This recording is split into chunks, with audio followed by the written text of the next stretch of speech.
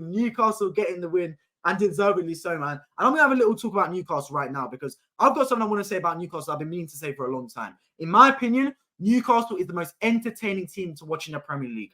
That's my opinion on it. Let me know if you agree in the comments, but that's my genuine opinion on it. I think Newcastle is the most entertaining team to watch since Jurgen Klopp's Liverpool team from like the 18-19, 19-20 season. And they're very similar. Very, very similar in the way they play. But this is my favorite brand of football to watch. Now, obviously, football's a worldwide game. Everyone's got their own opinions on what type of football they like to watch. I'm not a PSG fan. I'm not a Newcastle fan. I'm an Arsenal fan. I love watching Newcastle play. Just like I used to love watching Liverpool play under Jurgen Klopp during their season they won the league and the season before. Why? Because they're everything that I love about football. They're fast, they're intense, they're tenacious, they chase down loose balls, they press high up the pitch, and they're risky, but they also get rewards for it. And I love it, man. Everything about Newcastle today epitomizes what I love about football. You've got a back four that does their job. None of this inverting, none of this, a player's gone into midfield and this player drops in and becomes a back three in attack and a back four in defense. None of that. Back four that all does their job. You got Shaw, you got Botman, not today, obviously you got Lascelles today, you got Dan Burn who does his job at the back, and you've obviously got Kieran Trippier who provides more going forward.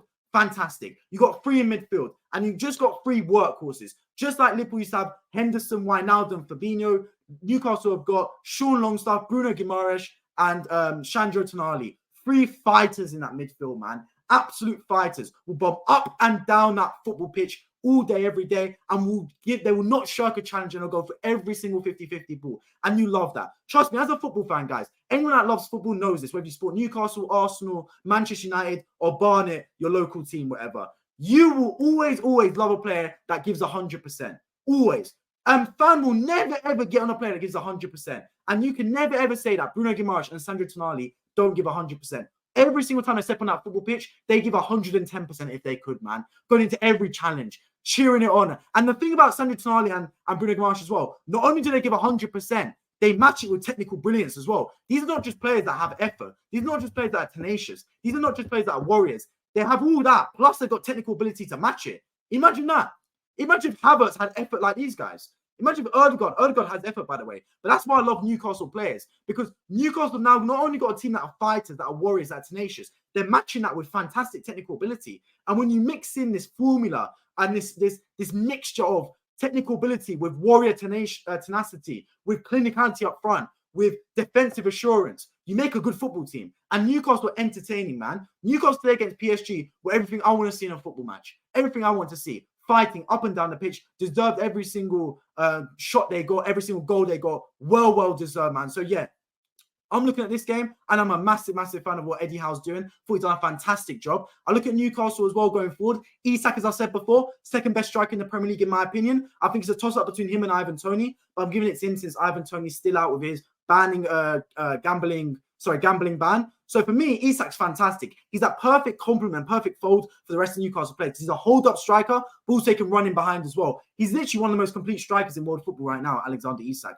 So yeah, for me, Newcastle the most entertaining team to watch in the Premier League. I know they haven't started brilliantly in the Premier League, but that's not due to them themselves necessarily because they've had tough games, man. They've already gone to Man City, they've played Liverpool, etc. They've played some tough football matches, Brighton, teams like that. So I think Newcastle have started this season absolutely fantastically still. Obviously not points-wise, but I think the fact they've managed to keep afloat, bearing in mind that many would say last season could have been a fluke, a one-season wonder, they've kept it going. And nights like this are exactly what the Newcastle fan base deserve. 100% a massive fan of them. Brilliant all round, and Newcastle fans, get used to this because this is fantastic football from your team and Eddie Howe. And honestly, you fans deserve this, man, because the last time they played Champions League was 2003, I believe. And I believe Alan Shearer probably was even playing during that time. So the fact they were able to get a win today was superb, man. Absolutely superb. Well deserved. And for me, Newcastle should be on TV every single match week. Fantastic team to watch, genuinely. They match their brilliance, not only technically, but their tenacious ability. And now they're actually playing attacking football as well. Because I watched Newcastle last season when they came to the Emirates to watch against my club Arsenal. And I thought they were horrible that day. Now, I don't blame them one bit because I think I don't begrudge any team for the way they play. If you want to park the bus, if you want to play tiki-taka, if you want to play Gegenpress, if you want to play all-out attack, you do you, man.